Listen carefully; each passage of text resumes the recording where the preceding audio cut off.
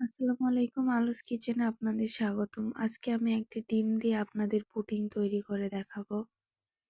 প্রথমে এখানে আমি হাফ লিটারের অল্প একটু কম দুধ নিয়েছি, নিয়ে ভালো করে জাল করে নিচ্ছি। জাল করে নেওয়ার পর এক সাইডে রেখে দিয়ে এখানে একটা কড়াই নিয়ে অল্প একটু পানি দিয়ে তারপরে চিনি দিয়ে দিলাম।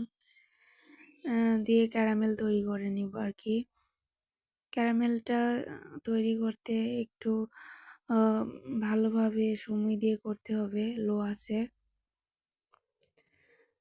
দেখতে পাচ্ছেন আমার ক্যারামেল লাল হয়ে আসছে। এই মুহূর্তে আর কি নেমে নিতে হবে। নিয়ে যেই বাটিতে পুডিং তৈরি করবেন সেই বাটিতে সেট করে নেবেন। আমি সেট করে নিয়েছি। তারপর এখানে একটা বল নিয়ে বাটি নিয়ে একটা ডিম দিয়ে দিবেন।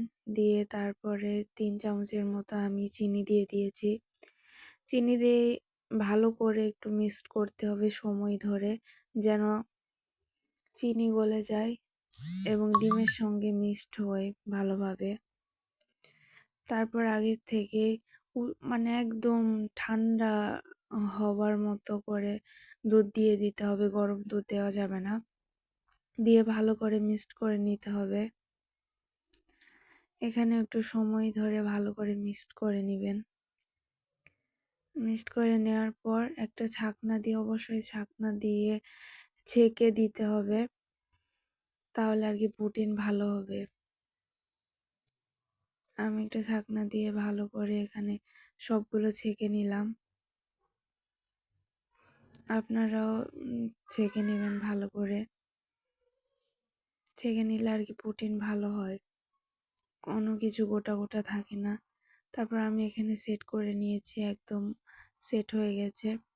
উপরে একটা ঢাকনা দিয়ে দিবেন, যেন কোনোভাবেই বাতাস বাইরে আসে না বা ভিতর থেকে পানি না যায়।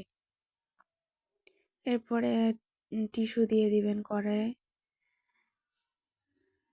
টিস্যু দেওয়ার পর পানি দিয়ে দিবেন।